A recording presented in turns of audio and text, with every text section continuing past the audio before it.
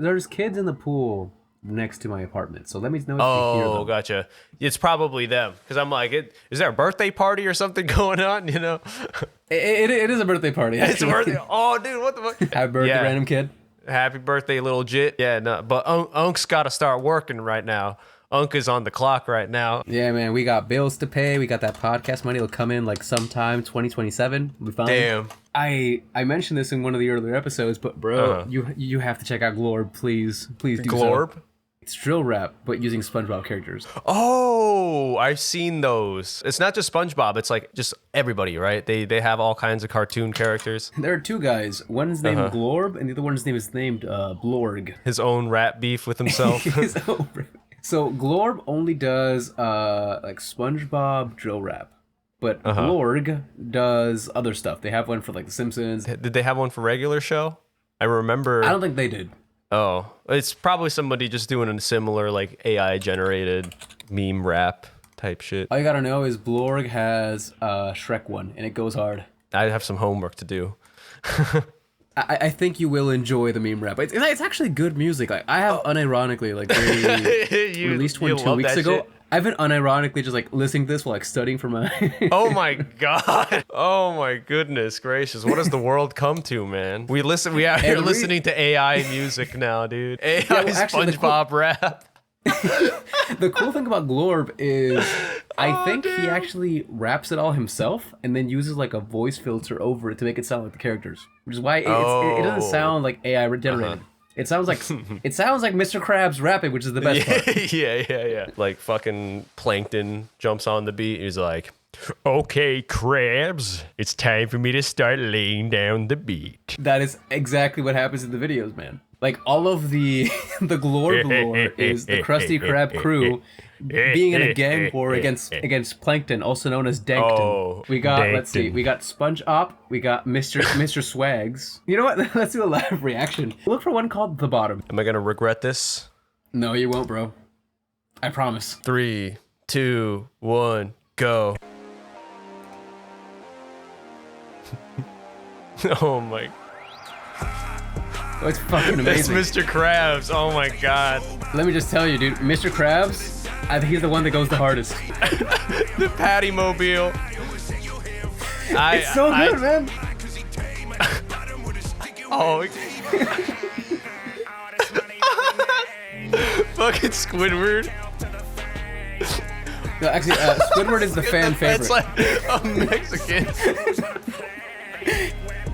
Sandy Cheeks out here. Oh my god, dude. Oh, dude, he got the clarinet. Bro, the clarinet switch. He got the clarinet gun, dude. Oh, dude, Mr. Krabs is just going down on Karen. What the fuck? Hell no. Oh, Sponge, come in.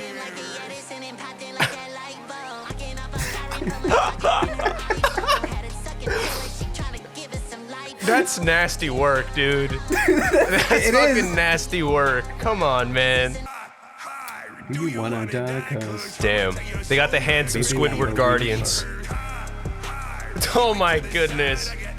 Damn.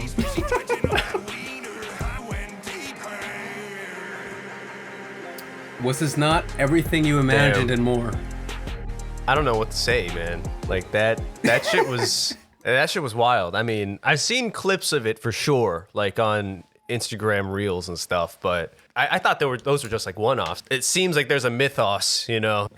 Let me just tell you, it goes hard, and there is also Glorb lore, okay? That of course. Recently, this is the bottom one. Now we have the bottom 3 came out 2 weeks ago.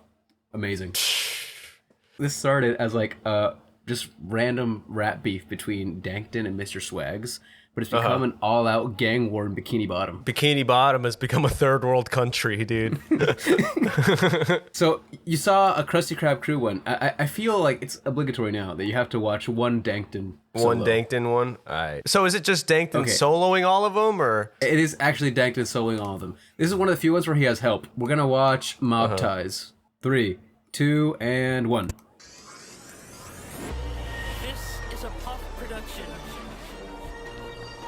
They thought they had us in the first half, huh? No, I am that! Oh my god. I'm rolling in the deep. Yeah. Really living that life. Plankton's in the lab right now. Oh shit. She said my dick fat like queso. I'm cheesy with the Plankton's soloing all of them. Oh, they gotta hit him with the shoe nice. I mean, for real, it's actually like a 1v5. Yeah. The animation on this is wild. It's really good. Yeah. I mean, the production value's gone up. It used to be like just some Gmod clips, just like character dancing. That's it. But now we have full animations. Exactly. Damn. Oh, Plankton made it. He a made man.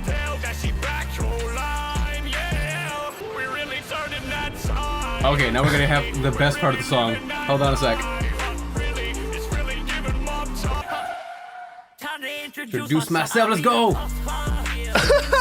Bro, look at Mrs. Puff. Why did they have to give her a BBL, dude? Of course they had to give her a BBL. Bro, she puffs hard. This is insane. There's a weird feeling of like dystopia that comes with shit like this, you know? Really? Yeah. It's heat though. I mean, Plankton really spitting. That's facts. Plankton's still soloing. He's still solo. So this has been going on for like the last like 2 years. Wow. This next video, it's Ocean's 11. The thumbnail for that's like the OG dripped up SpongeBob meme. There's this whole lore here. So Ocean's 11 is the continuation of Mob Ties. And then the bottom 3 that came out 2 weeks ago is a continuation of that one. So there is Glorb lore. I would say one of the best done like internet kind of like meme lore, at least my favorite, was like the Filthy Frank lore. Like, oh yeah. Like that was an S tier level mythos they got going there. It was so fucking funny. How do you feel about like Filthy Frank's sort of his whole change now into more serious music? Like I don't personally listen to the Joji project, you know, like after he stopped the Filthy Frank stuff, because it's, you know, not the type of music that I listen to. But I respect it. I think it's important to know how long something can keep on going, you know, and also feeling the need to do something different. Or I respect that resolve that one has to have in order to really just like move on. I think it's one of those things that we're lacking now more than ever, because, you know, everything's a reboot of a reboot or a recall. Even stuff like this, it's like it's SpongeBob, right? Especially people our age, we all fucking grew up on it. Everybody has seen. So it's like a touchstone of our culture. Like, I think that separates like Filthy Frank from this, right? I guess it was like older internet in general. A lot of stuff was originally creations of the people that started those channels. Because you mentioned like you felt like a very serious sense of dystopia watching some of this stuff. Miss Puff with the BBL. I'm like, what the fuck, man? Like, that's call me fucking crazy. But from an outsider looking in, I'm looking into the aquarium right now. What has to go through your mind in order to create something like that? Not that I'm complaining. Not that I'm saying you committed a crime or you did something bad. The music it's just is like, fire. Music's fucking fire, and the concept is hilarious. It's just something that's so different from my mode of thinking, where I'm like, I'm fascinated by this. There are now a lot of, you know, channels that are basically dedicated to like AI covers. There's like a lot of, you know, them using voice from like Twitch streamers or politicians. Yeah. There is like, you know, like Trump singing some anime openings. They're actually of course. Yeah. But I've seen one where it's like it was like Trump and what's his face, Shinzo Abe. You know, like the Trump and Abe memes.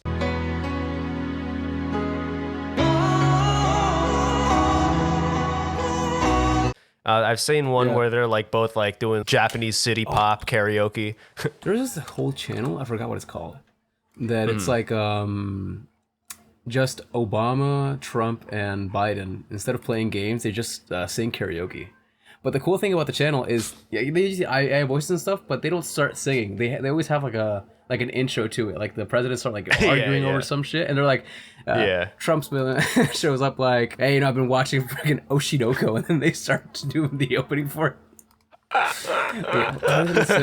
So anyway, I do get a lot of people's I guess, reservations regarding, like AI generated content, especially stuff like music and junk. And I do get it, right? You can't just say that this kind of content is a replacement for, people that are actually talented artists. They dedicate time and resources to make their own products, their original stuff. However, in the case of stuff like Glorb and Blorg, I think it sort of goes above that. Because when it started like a year and a half ago, it was just, AI SpongeBob meme songs. They were original songs, but it didn't go past that, right? But now the following is large enough, and there's so much time and energy dedicated to the project that it's actual music. Like, I'm not even memeing on you. Like, I actually walk my dog listening to the bottom three. It's a good song. No, that's what I find fascinating, dude. I'm like, that's like, look, it's not good or bad. It's just like, that's interesting. If I had a time machine and went back to talk to little me, right? Me at like 5 years old, right? Right. And to tell that kid, like, hard trap music starring all these motherfuckers you see on TV, that's going to be what's hot 20 years from now. That wouldn't even compute, like, to that kid. I'm like, he'd be like, I don't even know what any of that means, right? That even the concept of that, or even the concept of, like, using computers to make music. Even back then in, like, the early 2000s, we had, like, electronic music and stuff. That's been around for decades, right? But it's always somebody behind it, right? A DJ or a producer, somebody using these instruments. To even imagine a technology that could turn your voice into fucking a flawless version of just Mr. Krabs spitting, just spitting. Right. Even 10 years ago, I would think that was insane. It has had like a real life impact. I don't know if you knew this, but one of the reasons, that Daft Punk, they separated all that. One of the reasons they stated was specifically because of AI music. It was because they sort of didn't want to, because their kind of music being electronic and stuff, so they didn't want to like fall into this sort of rabbit hole of using these like AI stuff for production and be confused with this other kind of music. So they decided to just like leave on a high note, if I'm remembering correctly. Yeah, it's the Filthy Frank effect. You understand the limits of what your medium is. That's how things become classic, I think, because they don't exist anymore. That's my thing with like Glorb and Glorg, why I just sort of really respect the creator, because of, it is AI meme rap, but it's somehow gone above that and become actual good music. To the point that if that the lyrics that you're listening to, they're not just like GPT generated, right? Somebody had to sit down and write this because it's that freaking good. It's that clever, and it works on multiple levels. Something that you can't really expect at this point from just a large language model, I guess. I want your input. You're a musician, so what I want to know is, how do you feel about this sort of technology? Maybe not specifically, like turning your voice into Mr. Krabs, but like just the general use of generative AI tools in order to assist either creators or, on the contrary, that are used to like steal from creators in a lot of cases. How does that make you feel? I'm not against it. No matter how I feel about it, it's going to come into the scene anyways, like as all tools and as all instruments do, When we think about using AI instruments or AI tools, and I even use a few like very basic, you would say, artificial intelligence tools, like on Logic, their drummer feature. Like it's like an AI drummer that programs beats based on certain inputs and based on certain, outcomes you want. And then also the tracks that you put in to keep tempo. It's like I use that all the time when I'm recording. It's stuff like that. It's like I've even used them on tracks too, because they sound good now. Nowadays, like what I do is I actually intentionally make them sound like drum machines, right? Because there's also some aesthetic values to that, with dance music or with even like old school shoegaze. My Bloody Valentine, they used drum machines and samples, I think some Akai units, like sampling units, for some of their songs on Loveless. So classic, album. So even for them back then, it's all like, we're using this technology, which is pretty new, late 80s, early 90s. I guess what you could do is compare that technology to AI now. It's new.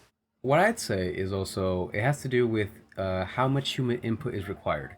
Because you gave the example, right? Like you're using like, a drummer, right, in Logic. Yeah. But you're not exporting the whatever drumming pattern is done, right? You're not using that specifically as like the finished piece. It's just part of what goes into you making your own music, okay?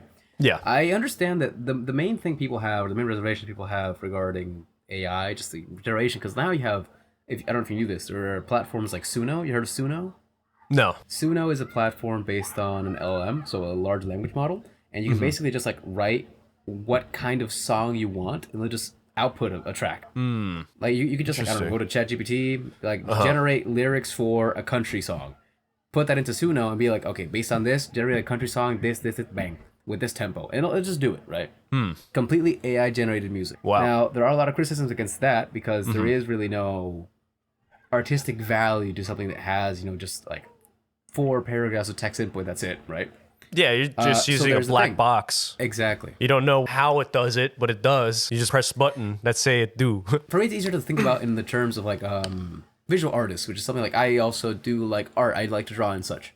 So when I look at a piece, right, and I know that somebody made this, if I see like a certain spot or certain, you know, use of colors, I think to myself, I wonder why they did this. You know, I wonder why they use this kind of color palette, or why they use, you know, this kind of shadow to technique to like shadow certain areas, darken them. But if it's just completely AI generated, I'm like, well, okay, somebody put in like 2 prompts and they got this out of it, but there's no explanation to anything on screen.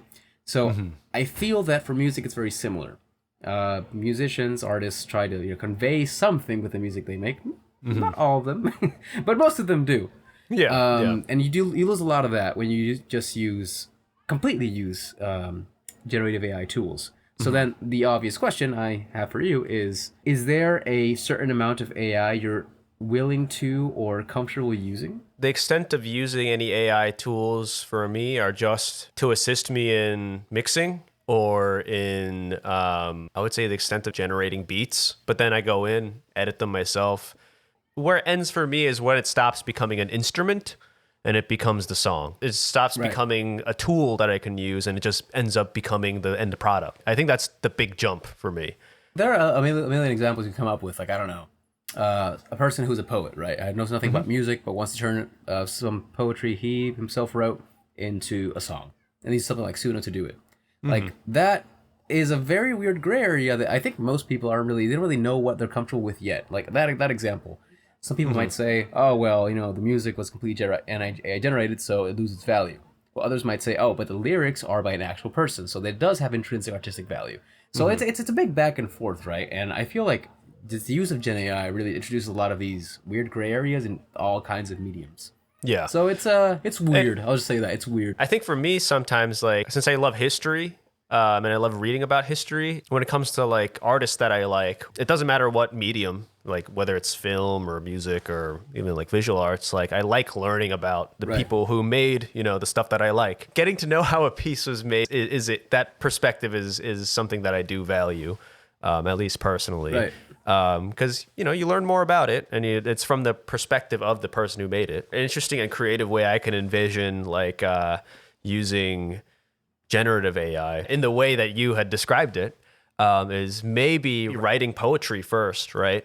But then using keywords from the poem as part of the instructions for whatever generative AI engine you're using. You know, have it rooted in a personal creative act. At that point, the generative AI is a tool. The exciting artistic part about it is that you don't know what to expect, right? It's like a film photo almost. You shoot with a bunch of settings and with all these tools where you estimate, okay, this is the exposure that I'm going to be getting on this film stock. But you won't know until you finally develop it and look at it for yourself. If you're not aware, there is a lot of hate towards these Gen AI tools and the overall, just like very far-reaching art community, be it, you know, musicians, visual artists, etc. Because the way these things work is they need to be trained on a set of data in order to create things. So if you want something to create images of flamingos, what do you need to do? You need to train it on a bajillion images or photos of flamingos. Problem with this is a lot of the, I guess, artistic usages of it are trained on data that is used without permission. That's actually why there are a lot of active lawsuits right now all over the world over that same reason. So I guess that's why the overall art community has a lot of, you know, disdain for these kinds of tools. What I will say, though, is there are basically 2 ways to look at this. You can maintain that, okay, these things are the absolute devil. You won't use them. You can't use them. They are immoral. And that's fine. That's fine. There's nothing wrong with that perspective. You can also have the perspective of, hey, you know what? I don't care if it's going to use this. I don't care where it got trained from. It doesn't matter to me. Kind of, you know, ignoring the implications of that. Or what I think is the best approach is to have, understand that these tools maybe weren't trained using the most ethical means. That is a problem. However, that does not mean that you personally can't use them in an ethical way. Right? Right. It's right. It's kind of like, obviously not the same thing. However, I want to equate it to almost like owning a gun. You can own a gun. Doesn't mean you're going to shoot anybody, but you can own the gun. You can go to a shooting range on Saturdays, you can shoot some targets. That's fine. You shouldn't equate that to actually going and shooting somebody. Yeah. On that same note, you can use these tools in an ethical way, in limited capacity, to help you do things because they are helpful. That's why people use them nowadays. However, trying to depend completely on the tool and not having any personal input, and then saying, "Look at my art. I made this in 4 sentences." Yeah. That's Those like lawsuits and litigations, like they should continue to keep on going. It's like I think that's the important thing. We should be considering those questions, or at least find ways that are fair when it comes to compensation for the people whose data is being collected. It's not really about the abstract, concept of privacy more than it is the way that it affects your livelihood, your way of life. Right, and that is true, and it is definitely true. I don't know. I remember seeing some sort of study on this, but I think basically talking about like more simple applications of people that sold things like, I don't know, like pop art. Now pop art can just be generated like on the fly, and a lot of these websites that used to sell these like typical copyrighted images, like a PNG of like a plate. They want you to like subscribe for that. They were having big issues because now Gen AI is used. So if you want a picture of a plate to use on your website, you just go to a Gen AI tool. They'll tell you copyright free usage, and you'll like generate a blue plate. And it'll be much easier to do that than to go on like, I don't know, Shutterstock or something. Yeah, and then there's also stuff like NFTs and stuff too, which it's that's a whole other thing. We can do a other whole episode brain on rot. NFT. This Gen AI stuff could be questionable at best. Now, NFTs are just no. Yeah.